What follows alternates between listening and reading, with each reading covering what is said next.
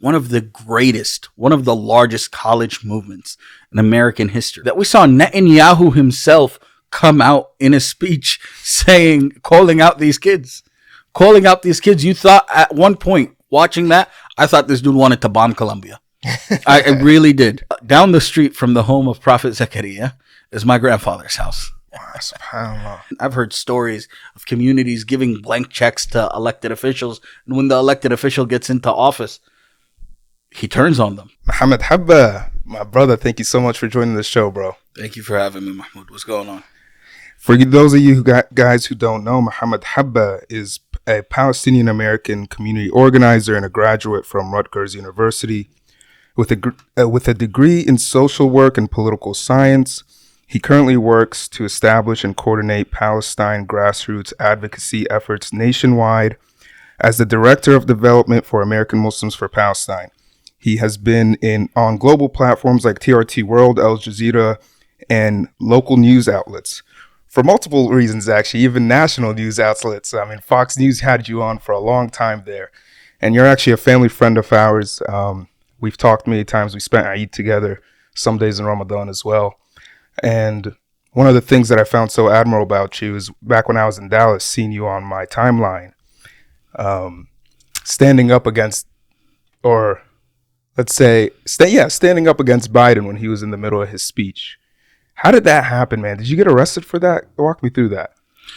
Well, Mahmoud, one of the tactics that has always been the playbook of different political movements, different social justice movements in this country is disruptions, which is a way that we hold elected officials, leaders accountable when they refuse to address the communities that they're harming. And for the past almost 7 months now, 200 days, we've seen this genocide going on in Gaza. And we see that Joe Biden has picked and chosen who he can speak to and who he can't speak to. And he doesn't talk to the people who are most affected by this. He's not talking to Palestinian American leaders. He's not talking to, the Muslim community's leaders. He's talking to people he wants, people he picks as to be our spokespeople. So in situations like that, it's up to us to hold him accountable. This was an event that he was using to start his campaign and maybe change the outlook of his campaign. He wanted to talk about women's rights. And myself and the many other activists who were in that room that day thought it was a little hypocritical that Joe Biden would come out and talk about women's rights, talk about reproductive rights and justice when he was causing so much harm to the women in Gaza. When we talk about what's going on, women are some of the people who are most disproportionately affected by the ongoing genocide in Gaza. When women aren't able to get their sanitary products, when women are giving birth in tents, where children who are born, that have been born in these past couple of months, are malnourished, it's up to us to hold the president accountable. And that's why myself and so many other people were in that room that day.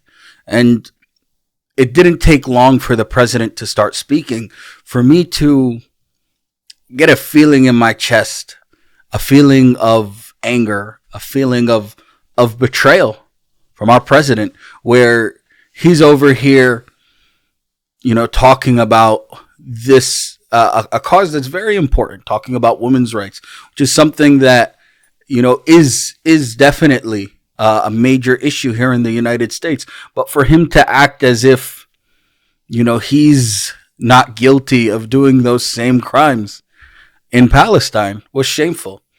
And it wasn't something I rehearsed. It wasn't something, I prepared for so much. But the second, I felt the time was appropriate, I got up and I said, "Genocide Joe, how many kids have you killed in Gaza?" How many kids have you killed in Gaza? How many women have you killed in Gaza? You too. What? You're with them. I know you're with them. I'm not saying anything. Let's go. Okay, you gotta let women press the leg. The rest is history. There's never been a protest like this. If no president has ever dealt with this many, not just this many protesters, but so much heckling that his team completely changed afterwards. They had to hire new security companies. He stopped going to college campuses. Overall, there were maybe 30 activists in that room that day. And because his team was responding in a very lazy way, the heckling kept going on. In a speech that was supposed to only last between 10 to 15 minutes, it ended up taking almost 25 minutes because of how many people were getting up and shouting. And you'll see my remarks caught him off guard, so much that it ended up in the official transcript of that event. If you go onto the White House's website right now and you look for the official transcript, my quote, what I was shouting at him, was one of the first things recorded. So it's something that, I know myself and the other people who were there that day felt it was upon us to do, because Joe Biden doesn't want to meet with us. Genocide Joe doesn't want to address these issues. And the only way we're going to hold him accountable is when we do stuff like this. And that's why disruptions have been so powerful. Disruptions have been so powerful, have been going on for so long in these past 7 months, that the Democrats and the president's campaign have official ways of handling protesters now. They contracted companies to give them things to say as protesters are being escorted out. They gave them things to say as protesters are shouting at them, to make them look more, more humane in a moment like this. And that's the effect of this movement. And this is just one aspect. Obviously, these protests aren't just happening with the president. He's the person who deserves it the most, but they're happening with everyone: senators, congressmen, business leaders. Anyone who is complicit in the genocide is being disrupted. And it's to the point where now they have to plan accordingly just to be able to have a talk or a speech. Where the DNC, where Biden were saying that, we're going to give this some time, people are going to stop caring. The people never stopped caring. In fact, those efforts have now led us to see one of the largest college movements in American history. Right now, as of the date of this, I believe there are over 50 encampments across colleges nationwide. These are student-led movements. These guys are a grassroots movement that is deciding on their own that this is how we're going to raise awareness. This is how we're going to challenge U.S. support for Israel. And it's winning. It's winning. If you look at the media right now, no matter where you look, it's almost wall-to-wall coverage on some of the cable news channels about what's going on at these universities. And the Zionists are so upset that we saw Netanyahu himself come out in a speech calling out these kids. You thought at one point watching that, I thought this dude wanted to bomb Colombia. I really did.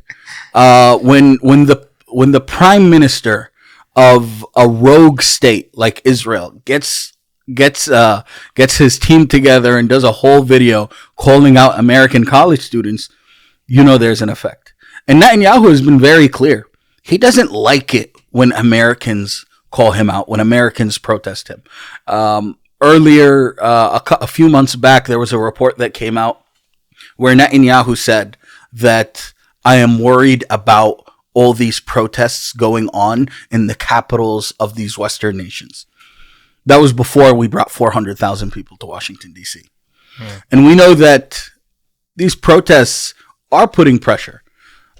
When a city like Washington, D.C. has to deal with an influx of 400,000 people, they get a little sick of it. When colleges have to deal with these students that are camping out in very cold conditions, and the states that it started in were northern states, cities like New York, It's And still cold. the police clashes have been actually, in a way, helping the situation against Israel, because for the American police, who've historically been villainized by the American public, at least for the most part, is now attacking Americans on the behalf of a foreign nation that is apparently our greatest ally. That is not helping Israel one bit. And Netanyahu said, I think in a video that was accidentally released in early 2000s, that the American public is very easy to manipulate. Don't worry about them. We can easily mess with them, right?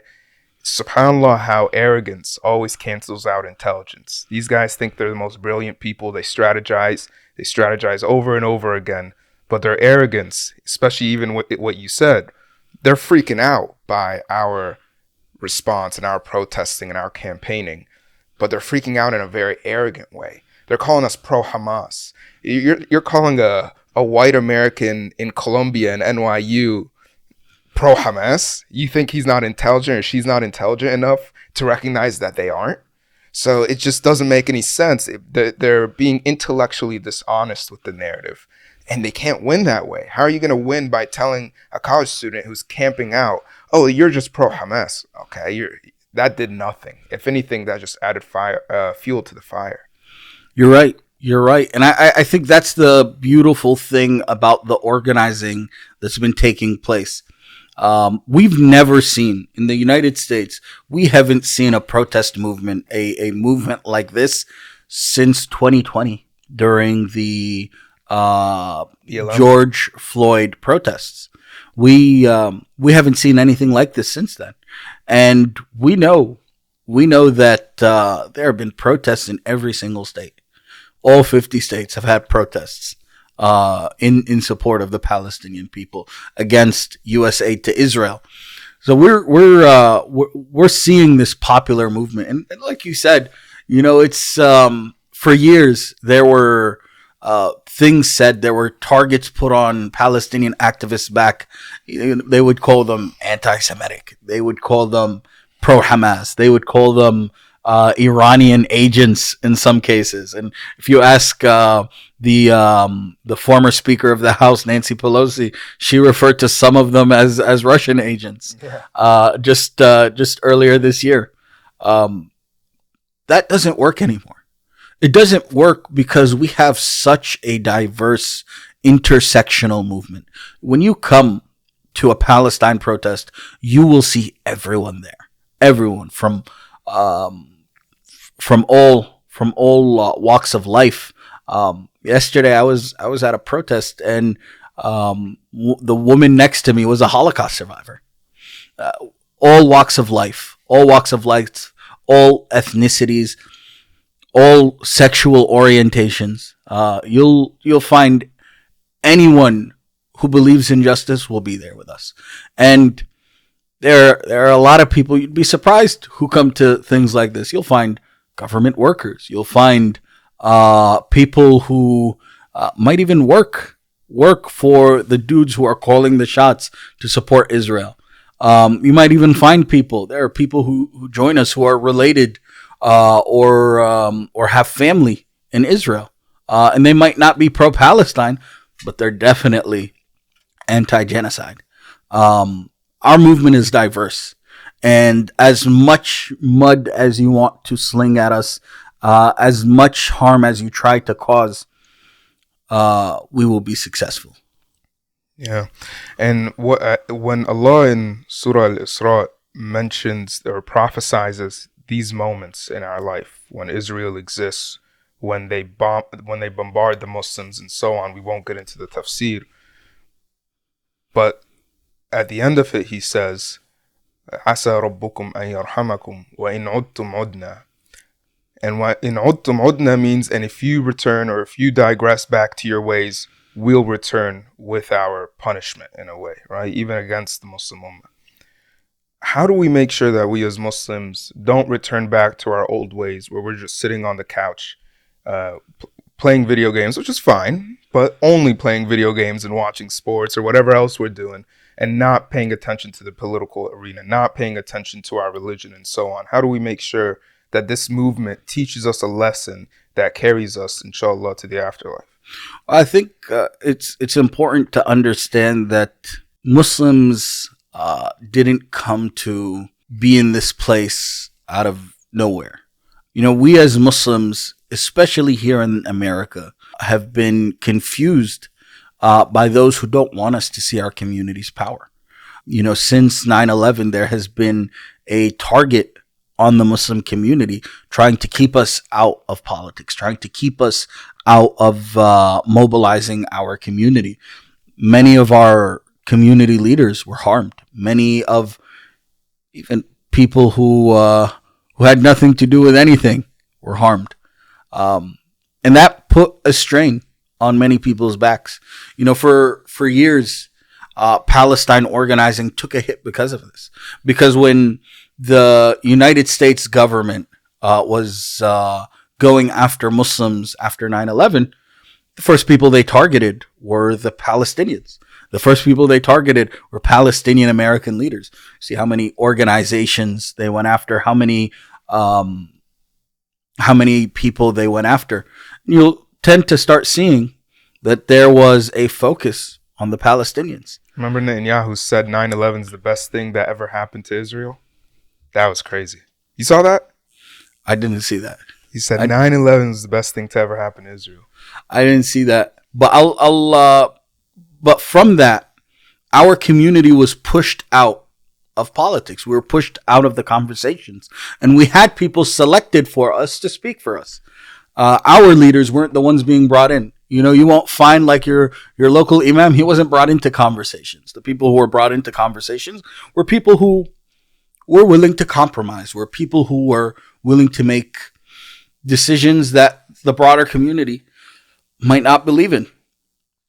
But adding on to that, our community who went from mobilizing very heavy for George Bush in the 2000 election became almost apolitical to a certain extent. Conversations were being had in our community about whether voting was haram or not.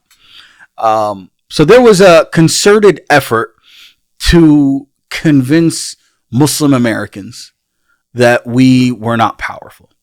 And, you know, this is something till now I'll see. Sometimes I go around the country giving talks, and sometimes in the communities, a question that I see a lot is people will be like, oh, why isn't Saudi doing anything?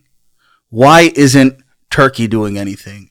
If only the Muslim countries would do something. And my response is very simple. We are the most powerful Muslim community in the world. We as American Muslims, we are citizens of the most powerful country in the world. If we do not do everything we can for our brothers and sisters, we can't be looking at anyone else to do something.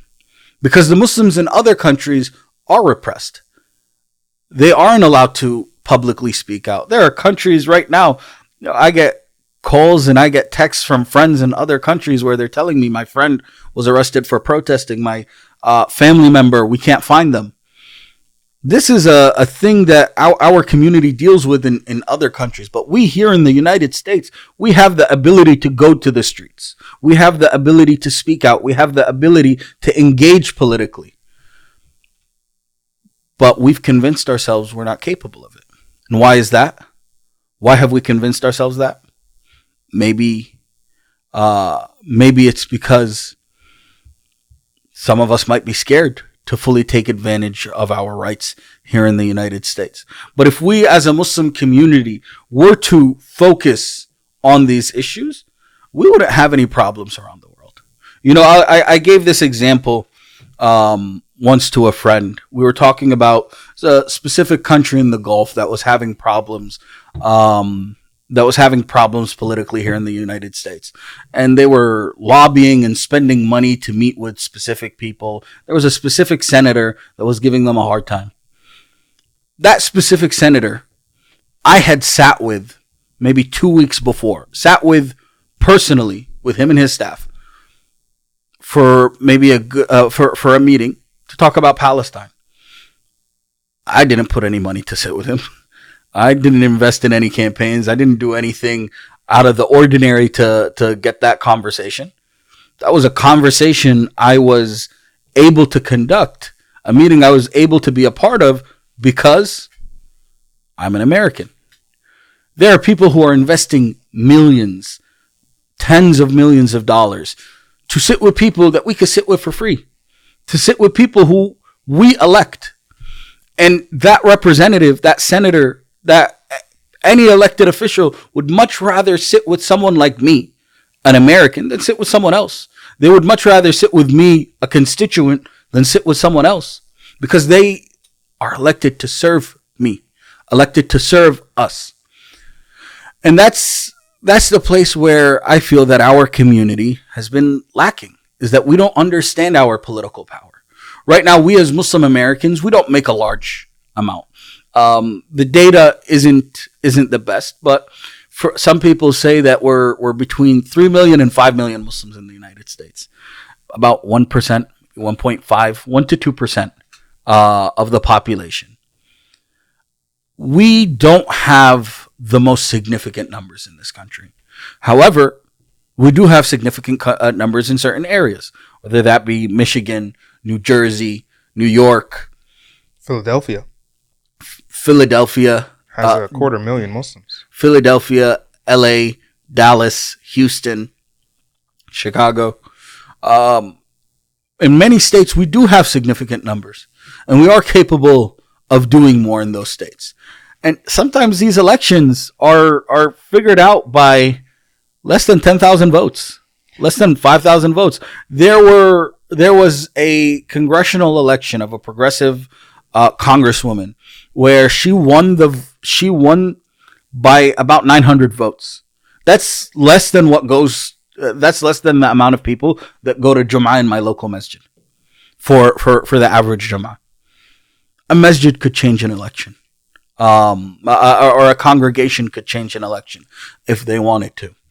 That's how politics work. And when you go to lower levels, to more local seats, whether it's the mayor or a councilman or even a board of education member, those are much less votes to win. But it takes specific people. It takes people who are educated, who understand the value of this to be able to do it. And for a long time, our community wasn't taught that. But in addition to these local communities, if we're talking about on a wide scale changing things that are going on, there's another aspect that there's another tool that our community has that we're capable of using, and that's political donations. We as a community are the most generous community in the United States. Muslim Americans, on average, give about $4.3 billion a year. Wow. $4.3 billion a year. The last study that was done said 4.3 billion, 1.8 billion was just zakah. And we as Muslim Americans are considered the most generous when it comes to charitable causes. And we don't stop just with the masjid. We don't just stop with faith-based organizations. Even with non-faith-based organizations, we're very generous. So when we talk about $4.3 billion, if we were to take $1 billion out of that and just put it into politics here in the United States, imagine where we could be. $1 billion can do a lot of work. And when I talk about political fundraising, I'm not just talking about giving blank checks to politicians. No, I'm talking about funding the organizations that are holding those elected officials accountable. Right now, we see so many organizations opening up 501c4s. Even my organization, American Muslims for Palestine, we have an affiliate organization, an affiliate 501c4 called AJP Action, an organization that makes our community aware of what their politicians are doing, what their elected officials are doing in Congress. What organization can we donate to for lobbying? You're talking about lobbying, right? I'm talking about lobbying. You're right. I'm talking about lobbying, and lobbying isn't just lobbying is a dirty term in the United States. When we talk about lobbying in the U.S., we think of dudes in suits who represent pharmaceutical companies or represent big oil, who are going and putting money into your congressman's pockets so that they could let them get away with stuff. But when we're talking about lobbying as a community, this is a political avenue that we're given, where we're able to go to our elected officials, our congressperson, our senators, in the White House, if need be, and advocate for what we believe in. And lobbying is a very important thing. At AJP Action, we host an annual event called Palestine Advocacy Day, which brings people from all across the country to Washington, D.C. to advocate for Palestine, to advocate for specific things, to help push the cause. And this is something that we've been doing for years. And we know that the Zionist lobby does it as well. It's not just AIPAC that does it, but CUFI, which is the largest Zionist organization in the country, Christians United for Israel, which is an evangelical organization, is also hosts events like this. Oh, the Israeli lobby, multiple organizations, the list goes on and on. They're one of the most powerful lobbying groups in the country, if not the most powerful. They're the entire reason why Israel is able to get away with everything that they're doing, just off of lobbying. I mean, other facets as well. But do you have a specific organization that we can donate to that is starting to lobby on behalf of Muslims and behalf of Palestinians? So the point I'm making is that that organizations have been doing this for years. Lobbying? Lobbying, yes, of course. Our the Advocacy Day that's hosted by AJP Action has gone on for 9 years now. But that's an advocacy day. What is that? Are you using a political term here, like masking it? Is Advocacy Day like a lobbying day? So an Advocacy Day is a lobby day, yes, where where people from around the country come together on the same day to advocate for Palestine. People from all over the country, and they visit tens of offices. There are points where they've met with over 200 offices in one day to advocate for Palestine. Where people have come from all 50 states to meet with their elected officials. Advocacy. Sorry, not to cut you off. Can we donate online to this place? Yes. What's it called? Yes. AJPaction.org. Okay. Definitely. As you were saying, sorry. So these lobby days are how you show your community's involvement. When AIPAC does a lobby day, they're coming in with over 10,000 people. When CUFI is coming in, they're coming in with over 10,000 people. Imagine all of Congress, and Congress is a small place. Congress is a very small place. You have the House side and you have the Senate side. Imagine 10,000 people walking around these office buildings all day. Everyone knows why they're there, and we make the same noise when we go. When we did our last lobby day, many of our attendees wore kufiyas. While they were walking in, staffers, members are looking at them like, oh, they're here for Palestine. These things make a difference. These things have an effect. And as we're talking, every single day, there are delegations of Palestinian Americans, of people who care about Palestine, going around the halls of Congress advocating. We've seen in the past 6 months, groups from all over the country come together and start advocating. There's a group chat. There are group chats for states around the country where they encourage each other to make daily calls for Palestine, daily calls to their representatives for Palestine. There are over 35 states that are taking advantage of this, that are taking part in this initiative. These are grassroots-led movements. And they're making a difference. We've heard from our friends in Congress that on average it's about 8-2, 9-1. The difference between people calling about Palestine and people calling in support of Israel. We're seeing so much support in Congress that it's gotten to the point where the kids, the interns who answer the phones in Congress are becoming pro-Palestine from how much information they're hearing.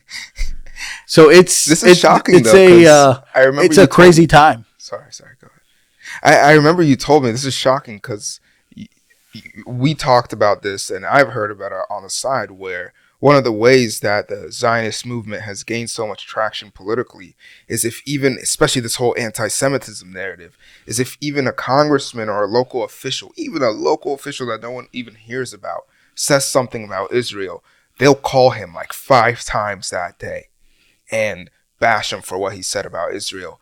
And that scares the congressman. I remember you told me a story during Eid where you allowed, or you brought a Palestinian advocate, someone who had family in Gaza, go speak to a congressman or an official face to face. And he said, "I'll never forget you."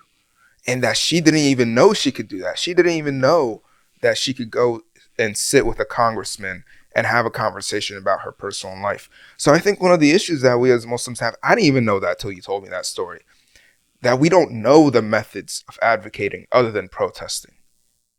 Yeah, and that's correct. So many people, we held a protest in front of Congress last week while they were voting on giving Israel more aid. And we had a crowd of a couple hundred people, and we asked people to raise their hands, and we asked them, have you ever walked in the halls of Congress before? More than half the crowd didn't raise their hands. More than half the crowd didn't raise their hands. These are people who live in the DMV. These are people who live maybe 20 minutes away from Congress. They've never walked even in the office buildings before. And you're saying you haven't either. I grew up in DC. I grew up in the DMV area, and I've never been to Congress. And that's by design. So it's up to the people who are involved in this work to educate their community, to bring them out. And we're at a point where things are changing. But for us as a Muslim community, we need to change as well. We're at a point where now we see what the result is if we are not involved. We see what the result will be if we're not going to fulfill our obligations. Where we're not if we're not as involved as we should be, this is what's going to continue happening. We see that, and it's up to us to fulfill that obligation, to follow through and make sure that we never allow something like this to happen again. It's not enough. It's not enough to stop this. It's not enough to stop the genocide. We need to make sure that no one ever considers harming our people again, whether they are in Palestine, whether they're in Kashmir, whether they're in Sudan. No matter where we look around the world, Muslims are suffering. Our brothers and sisters are suffering. And it's up to us to be willing to have that power here in the United States, a power that we are entitled to as American citizens, for us to see that change that we want. You know, I tell this story a lot about this sister who never knew. This sister got the opportunity to speak to her elected official, and she was able to help motivate that guy to start making better decisions. Right now, we've seen numerous times where he's been able to make a better call, where he has stood loudly and proudly against aid to Israel, where he has stood loudly and proudly against what Israel is doing. That's what happens when we're able to fulfill what we are entitled to. And as a community, many people are getting involved in this work. You know, I mentioned AJP Action, an organization that's affiliated with AMP. But in the past 6 months, we've seen so many Muslim Americans attempt to either participate or open PACs, super PACs, 501c4 organizations. And I know these are all interesting labels, and some of them are buzzwords. But our community is finally taking that step. But it will take a concerted effort for us to be unified to do it together. Because all the guys in DC could do whatever they want. All the wealthy Muslim Americans can attempt to do whatever they want. But until the average guy who goes to the masjid or doesn't go to the masjid, who identifies as a Muslim, who believes in justice for our brothers and sisters in Palestine and around the world, is willing to take that step, we're not going to be able to achieve what we want. So many of us might say to ourselves, well, what will my voice do?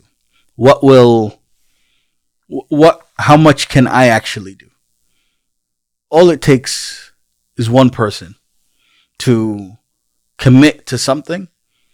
If every one of us is willing to do it on an individual level, to commit that I am going to do something, we'll get the change that we want. And this highlights, honestly, the greatness of America. As you mentioned, these Arab states, you find them as complicit in following the money trail, like the UAE and Saudi Arabia and Jordan and others, in supporting Israel, in supporting a genocide, just as we are saying that America is complicit in such and actually probably aiding and supporting it. But the beauty of America is that we don't need a revolution the way that these Arab states may need one. You have a revolution every time you vote. We can vote. Sun Tzu, when he wrote The Art of War, one of the beautiful things he said is, if you have to physically fight, that means you weren't smart enough to peacefully strategize, right? And right now, there's so many, a narrative online, World War III when Iran attacked and so on. We don't need a World War III. We can make change peacefully, and that is the best way possible. Now, abroad, change may need to happen otherwise, but in America specifically, that's why I think that guy that said death to America in that Michigan protest, I think he was a plug. I think he was a plant. Because it was only him, and then like two people said it after him, and then Fox News ran with it for weeks, and I think still places like Reuters still talks about it. But that's not what we need as Muslim Americans. You mentioned we need to vote this election on a local level and on a national level. We have in Dallas a Palestinian American running for sheriff. Even the sheriff's position is important. And that's one of the ways that Zionists have been able to get such a stronghold in politics. You'll find a Zionist running for a public office to do something that you've never even heard of before. You're like, what? Mm-hmm. Okay, that's interesting. So is there, because you've taught me, and I think this is a very important time or platform for you to be able to teach others. It's voting, it's lobbying, it's calling your officials, it's going out to protests, even to these encampments. Is there anything else we're missing here?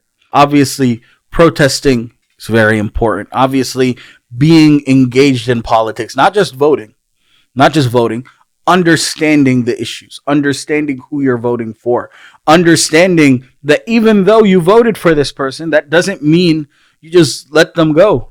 We've seen so many examples in the Muslim community where they've gone and got involved in politics and they gave up after the dude got in. The point of getting him in is to hold him accountable and make sure he's doing what you asked him for. That this elected official is doing what you asked of them. Many people in our community think that politics is just winning elections. No, the real work starts after the election is won. And right now, we're at a position where our community might not be able to affect the presidential election. We might not be able to, depending on how things pan out this year. But does that mean we give up on every other election? Just every election, whether it's on the federal level, whether it's on the state level or local level, has an effect on your life, has an effect on your masjid, has an effect on your community.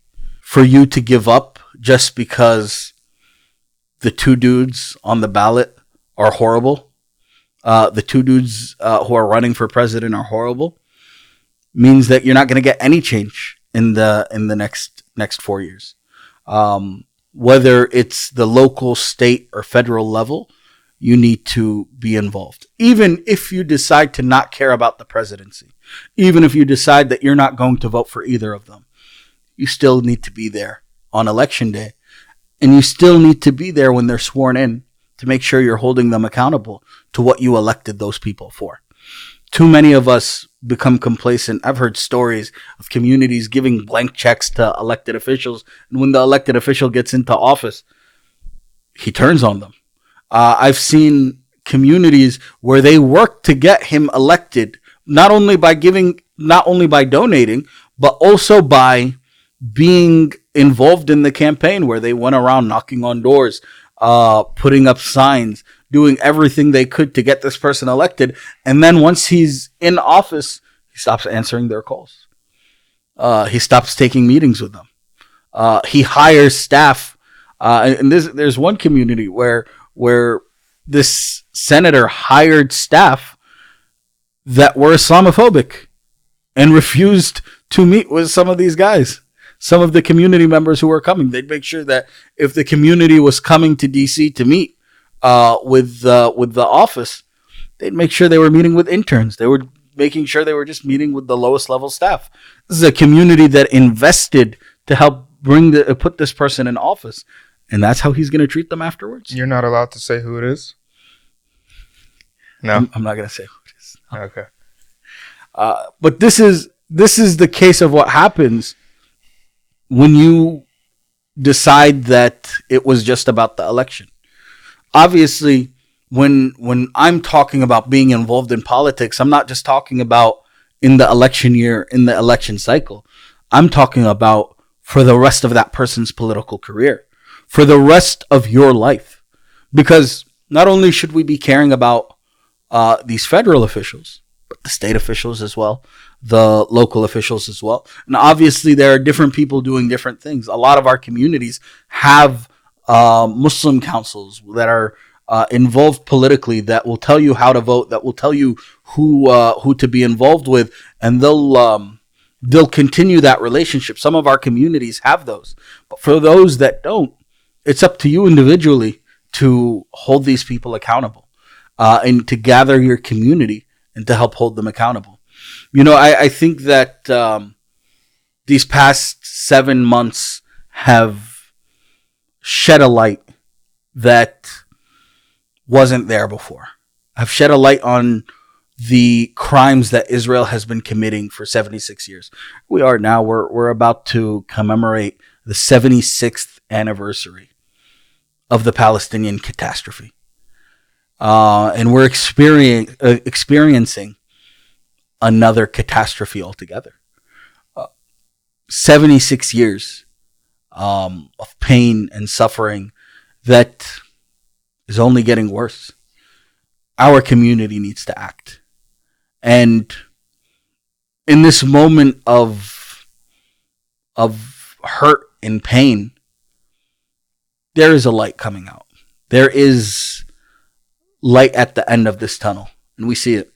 You know, when we talk about the American public and the way they've been changing on Palestine, this is stuff that 10 years ago, 15 years ago, could have never been imagined.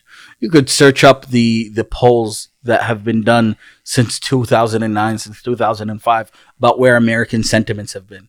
Some of the biggest pollsters in this country have done this work for the past 20 years. And you see this gradual change. And for many years, you know, it was very easy to point and say there is a change going on, but we didn't know, we didn't see, for most Americans, they didn't see where that change was happening. You know, we say Gen Z is the most pro-Palestine generation that this country has ever seen. The millennials are much more pro-Palestine than their parents. Gen X is more pro-Palestine than the boomers. We're seeing this change. And these past 6 months have showed us where that change is. When we see over 50 encampments on college campuses, it's very clear where the students lie. It's very clear where Gen Z lies. When we see hundreds of staff members at Google protest their company, for their complicity in the genocide. We see where millennials, where Gen Z are. We're seeing this in practice right now. And we know that this change isn't just with one community. It's not just with Palestinians. It's not just with Arabs. It's not just with Muslims. It's not just with Black Americans or immigrant Americans. No, it's with white Americans. It's with Jewish Americans who have Jewish American youth, some of the most pro-Palestine youth in this country. But it doesn't just stop there. We mentioned evangelicals earlier. Evangelicals are the backbone of Zionism in this country. The majority of Zionists in the United States are evangelical Christian Americans. We're seeing now even their youth have begun to change. Yeah, they made don't just take my word for it. There are evangelical universities that are starting SJPs.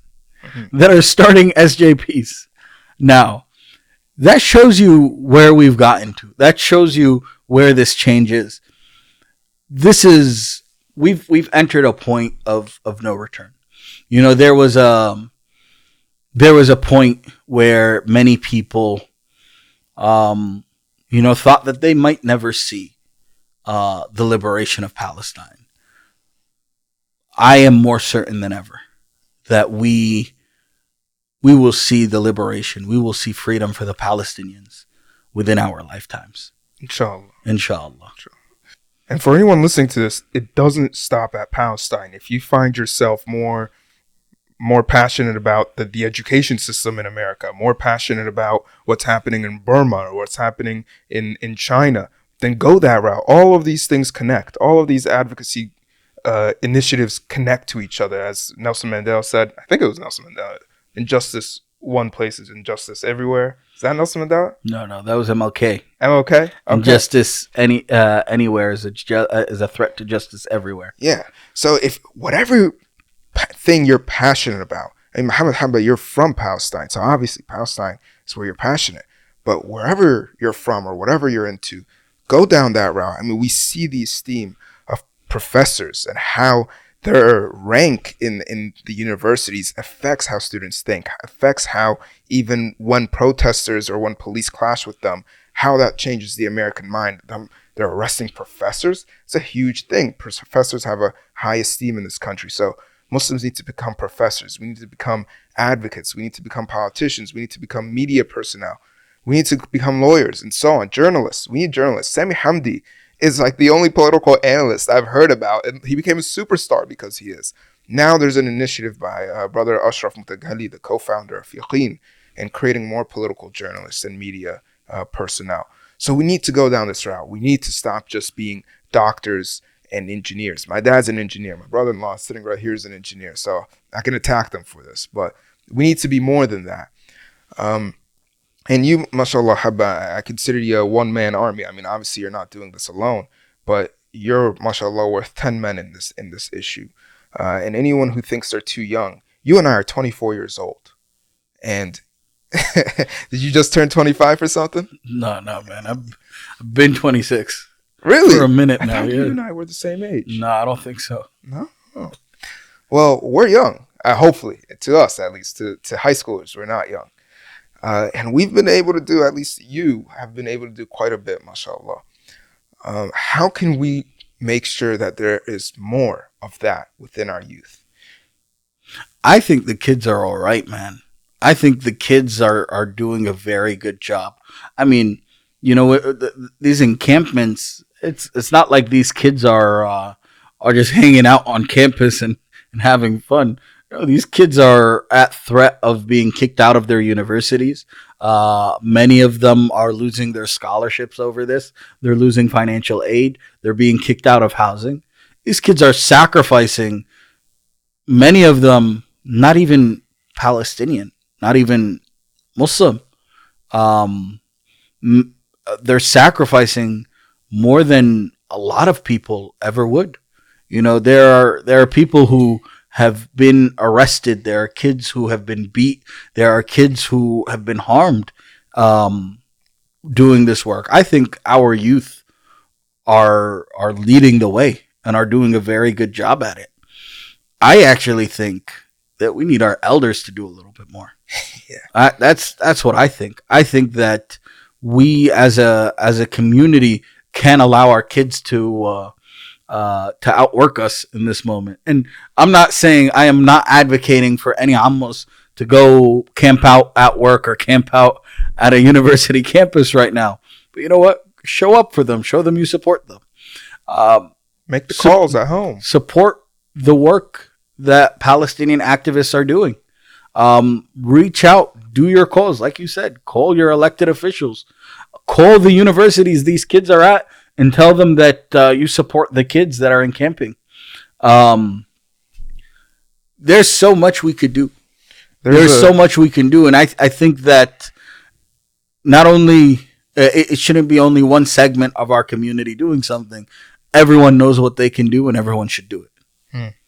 I'm a man that, at least I like to think, that I enjoy strategy quite a bit. It's one of my favorite conversations.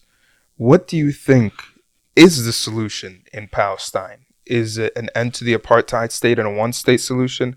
I've been one who has been thinking about this more and more and thinking that the best solution is a one-state solution where Gaza and the West Bank become a part of one nation with the Jewish state under a democracy, rendering it a Jewish Palestinian state, which we are totally fine with. I mean, we're not the ones that are racist and supremacists and only want an Arab state, only want a Muslim state. Jews and Christians have been allowed to live with us for hundreds and thousands of years. It's the Jewish state that wants, it's the Zionist state that wants to keep it that way, only Jewish. What do you think to that? Is a one-state solution plausible? Is that what we want, or do we really want a two-state solution? Well, I think we need to look at the reality. The idea of a two-state solution is something that was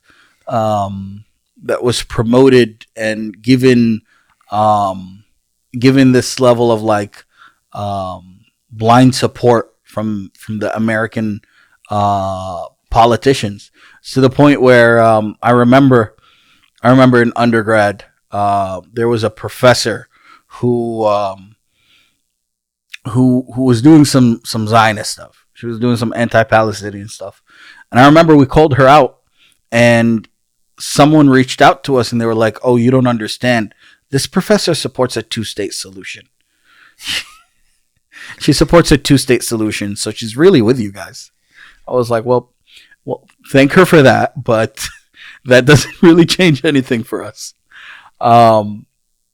It's when you look at the history of the two-state solution, about this idea of a two-state solution, you realize that it's a facade. It's something that was said. It's something that was given as a way to allow, as a way to harm Palestinians, for lack of a better way to put it. You know, since this idea of a two-state solution came about, how many settlements have come up? How much more land has been taken? How much more changes were made? When you look at this idea of a two-state solution, even the people who proudly say that they want two states, like the Americans, won't allow it to happen. We saw just a few weeks ago in the United Nations, when they voted in support of a Palestinian state in the Security Council, the United States was the one to reject it. The United States, which says, oh, we believe in a two-state solution, we are committed to a two-state solution, but we're not going to stop Israel from taking more and annexing more Palestinian land in what we had initially proposed was going to be a state, and we're not going to enforce it in any way. We're not going to enforce it in any way. We've gotten to a point where people kept saying two-state, two-state, two-state, and now the reality is there isn't enough land for two states. There isn't, because Israel has been continuously annexing Palestinian land. continuously annexing Palestinian land. And there are maps that show this. In the past 6 months, we've seen even more land theft in the past 6 months. And you tend to like wonder, like, where is this nerve coming from, this idea of two states? And then furthermore, you see the Israelis continuously say, we will never allow it to happen. So what's the point of it? What is the point of continuously having this conversation? Right now, the reality is there can only be one state. There can only be one state. And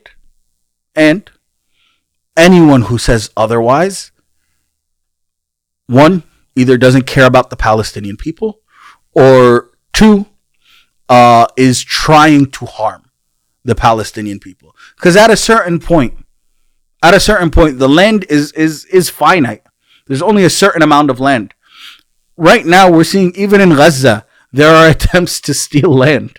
There are settler groups who are calling to recolonize Gaza, to resettle Gaza.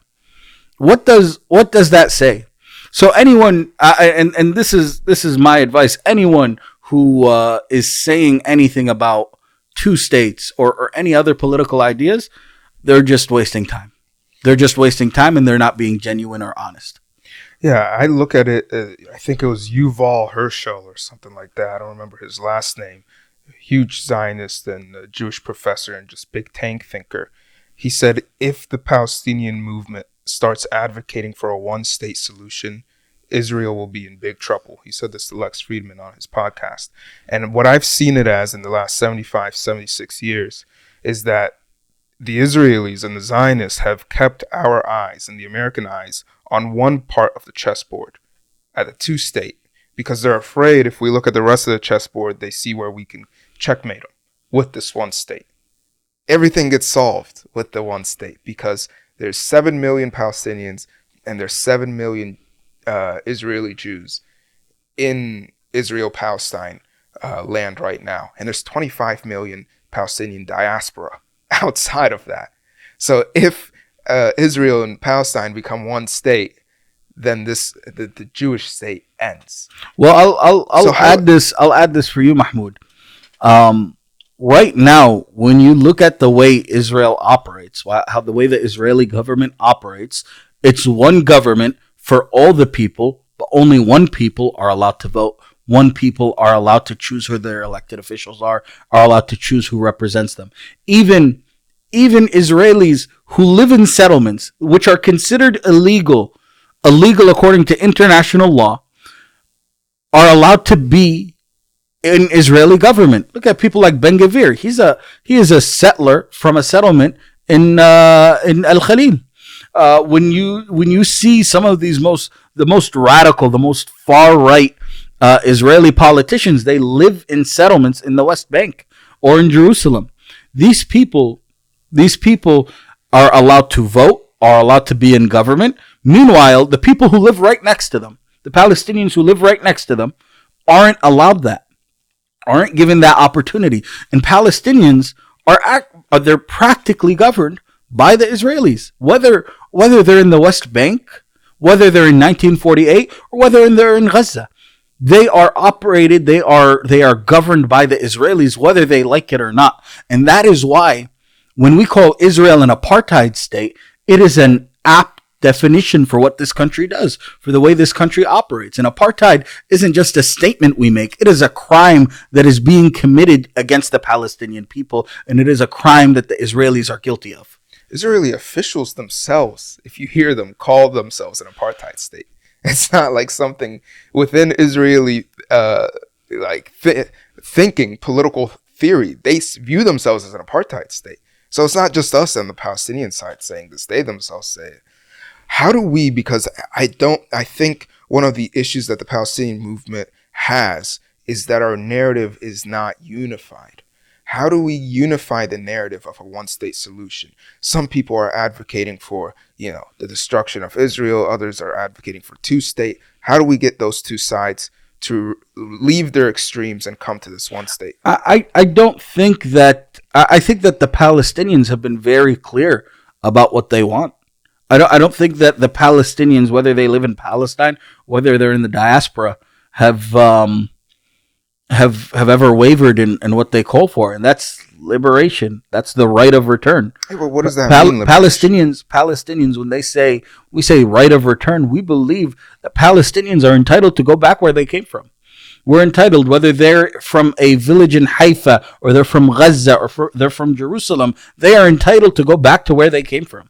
Awesome. And this is not something that is up for discussion. No Palestinians have ever given this up. Not in any deliberations, not in any negotiations has this ever been given up. So when Palestinians say that they believe in the right to go home, it's very clear that what we want is total freedom. Now, whether that is in a one state solution or if that is in another political idea, it doesn't matter, because the truth of the matter is what we believe is we belong where we came from. We belong in our homes. And many of these Palestinians know where they came from. Many of the people who were forced out of their homes in the Nakba are still around today. They could tell you where they're from. They could show you their neighborhoods. Whether they're destroyed or not, they know where their homes are. When we talk about any solution, Palestinians have never wavered in where they want to go back to and what they believe in. And that's the right of return, which is something that has been affirmed by international bodies, by national bodies, for the past 76 years now. And we, as Palestinians, this idea of a two-state solution, Palestinians were the first ones who realized it was a facade. Palestinians were the first ones who called it out and said this doesn't make sense. Palestinians were the ones who were telling the world for years that this is an apartheid state. Palestinians were the ones for years who were telling people that this is just a ruse to evade actual accountability. And the Americans, the United States, kept pushing it to help Israel evade accountability. Now here we are. Here we are in 2024, where Israel is continuously stealing land, where some of their top government leaders live in illegal settlements, are essentially criminals. And the United States is letting them get away with it. The United States, for all intents and purposes, has not only allowed Israel to get away with the crimes they commit against the Palestinians, but they have taken part in them. I think words matter, though. And I think saying right of return and we just want our freedom and to go back to our homes, many Americans have been brainwashed to believe that as a opposite ethnic cleansing, removing the Jews and kicking them out and stuff like that. And that'll be a hard fought political battle that will not take place except with war. So without the idea of war, how do we strategize politically to get this right of return? Like, can you word it for me? What does that mean exactly, right of return? What does it mean, Palestinians getting their freedom? When we talk about right of return, we're talking about how in 1948, over 531 villages were ethnically cleansed by, for all intents and purposes, the founders of the Zionist state, the founders of Israel. 531 villages. We talked about the diaspora. There are refugee camps around the Arab world of Palestinians who are forced out of their homes. When we say right of return, we mean that those 531 villages, the residents of those villages are entitled to go back, are entitled to get their land back, are entitled to go home.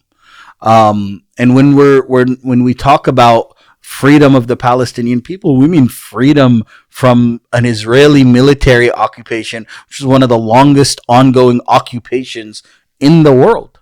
When we talk about freedom, we talk about ending the siege of Gaza. When we talk about freedom, we talk about destroying the apartheid wall in the West Bank. We talk about lifting this military occupation that is strangling the Palestinian people. When we talk about freedom, we mean that Palestinians should be allowed to decide their futures, that they should be given the same self-determination that is given to everyone else in the world. Why is it that the Palestinians of the West Bank are not allowed to figure out, are not allowed to decide who their elected officials are? Why are they not allowed to decide that the people who actually call the shots, the Israelis, why are they not allowed to decide who governs them and who calls the shots against them? The Palestinians, when we talk about freedom, we mean the ability to live with dignity, the ability to decide their futures, no matter what. So you're basically saying a right of return to the land that you told me even that some Palestinians even still have their keys to the homes that they were kicked out of. So that the Palestinians return to the land and homes that were rightfully theirs, and the Jews can live with them as well. You know, if the home next door wasn't a Palestinians, you can have that one kind of thing, right? You told me that you have a beautiful story as well. Your grandfather, can you tell me where your grandfather grew up and your connection to Palestine? Yes, I'm from a village in Jerusalem called Ain Karim, which is a neighborhood in West Jerusalem. It's a village next to a village by the name of Deir Yassin. Deir Yassin was the site of one of the worst massacres that took place in 1948. My grandfather grew up in Ain Karim. And in 1948, he and his family were forced out of their homes during the Nakba. And you said your grandfather basically lived next to Prophet Joseph? So the village itself, Ain Karim, is known for a few things.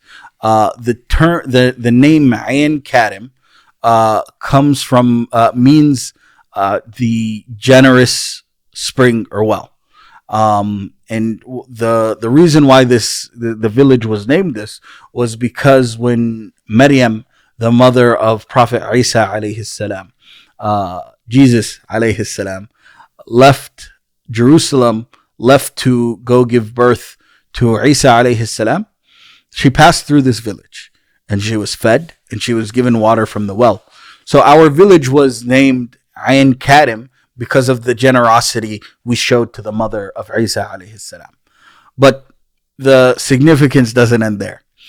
In addition to that, we know that Prophet Zachariah alayhi salam had a home there, and that Prophet Yahya alayhi salam was born and raised there, which goes in line with the original story, why Maryum came through the village, because her family was there, because her sister was there, in some narrations. And we in the village, there are a few churches that mark one where Prophet Yahya was born, and as well as that, the home of Prophet Zachariah. Next to down the street from the home of Prophet Zachariah is my grandfather's house. SubhanAllah. And that's something, that's the beauty of Palestine. You know, we talk in the Quran, we're told Palestine is al-ard al-mubarakah, al-ard alladhi barakna hawlah, where we're told that this is a blessed land and the land around it is blessed. This is part of the blessings of Palestine. You know, we're told in some of the hadith that of the amount of prophets that lived in Palestine, that either lived or visited Palestine at some point. And we know that Palestine was important to so many prophets. Even our prophet Musa alayhi salam was dedicated and tried his hardest to get to Jerusalem, to get to Al-Aqsa, to get to Al-Quds. And we know that for many prophets, this was their home. This is where they lived. And we could go on and on about the blessings. But we see, no matter where you go in Palestine, you're somewhere that has religious significance. Of course, if you're in Jerusalem, you feel that religious significance. But all around Palestine, you know, when we talk about Gaza is known also as the home of Imam al-Shafi'i. Imam al-Shafi'i, radiyallahu anh, was born in Gaza. We know that some of our greatest scholars spent time in Palestine, authored works in Palestine. So there's a barakah that we see. And even today we see this barakah, not only in the land itself, but even in the cause itself. You know, in these past 7 months, we've seen some miracles happen. You know, you talk to a lot of doctors who've come back from Gaza, and they'll tell you that they witnessed miracles. They don't know how it happened. You talk to people from Gaza, they'll tell you they've seen miracles in the past 7 months that they never expected to happen. But one thing I think of in the barakah of this cause, in the barakah of the Palestinian cause in the land of Palestine, is that this cause has brought so many people to Islam. You know, I always say that the SJP brings Students for Justice in Palestine on campus, brings more people to Islam than the MSA does. And in the past 7 months, that's been especially true. If you go around to even local Muslim communities, local masajid, they'll have people, they had people in Ramadan and every Jummah who are accepting Islam like constantly. And in one of the masajid I know of, they asked the people, what made you want to learn about Islam? And these new converts will come up and they'll be like, Gaza, the people of Gaza, the people of Palestine. They're the ones who made me want to research Islam more. They're the ones who made me want to learn more about Islam. We've seen an unprecedented amount of new Muslims in the past 7 months. And the majority of them are accepting Islam because of all the news they hear about Gaza. They're learning more about Islam because of everything they're hearing about Gaza. They think to themselves, how are these people so steadfast? How are these people so patient? How are these people so resilient? And they wonder to themselves, well, what religion do they follow? What religion do the Palestinian people follow? And the majority of Palestinians are Muslim. So some of the greatest dawah that's been done in this country is being done because of Palestine. Is happening because of Palestine. And it's not just for people becoming Muslim. You'll also look and you also see some people are becoming better Muslims because of Gaza. And Turning that back doesn't to their religion, right? Turning back to their religion. So many people, whether they're putting on the hijab, whether they're recommitting to perfecting their worship, whether it's salah or dua, people who are coming to the masjid more because of what they see in Gaza. I travel a lot for work during the month of Ramadan. I didn't go to a single masjid that didn't have that wasn't packed. More people than I've ever seen, more people than most masajid have seen, attended Ramadan this year, attended Taraweeh this year, attended Jum'ah during Ramadan this year. That's something I attribute to the blessings of Palestine, to the blessings of Al-Ard al-Mubarakah. And it's part of the efforts the Palestinian people have given to this ummah. You know, the Palestinian people are a resilient group. I remember the last time I was in Al-Aqsa. I was there for Salat al-Jum'ah. And I remember the Sheikh. This was a time where there were constant attacks at Al-Aqsa. And I remember the Sheikh during Jum'ah was reminding the people, saying, brothers and sisters, I remind you of your amana to the Muslim world, that you will protect this masjid, that you will protect this holy place. The third holiest site in the world for us as Muslims. He's reminding them of their amana. He's telling them, make sure you're here for Fajr. Make sure you're here for Isha every day. Because these are the times where these incursions are happening. He's telling them, I remind you of Fajr. I was at Fajr the next day. The masjid was packed. And we're not talking about, your average masjid here. I'm talking about thousands of people at Fajr the next day. This is the role the Palestinian people have been given. It's the obligation they've been given.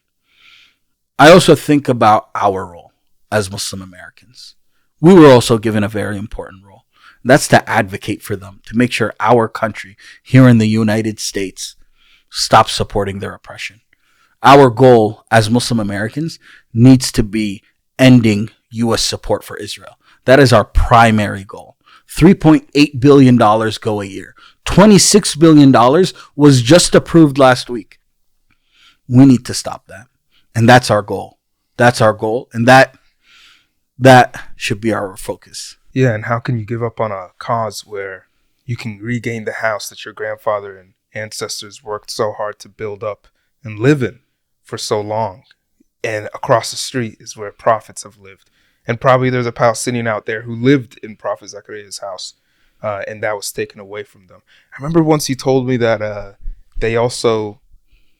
they keep the same infrastructure, the Israelis, so that it seems like they've always been there, but then they like renovate the homes from the inside.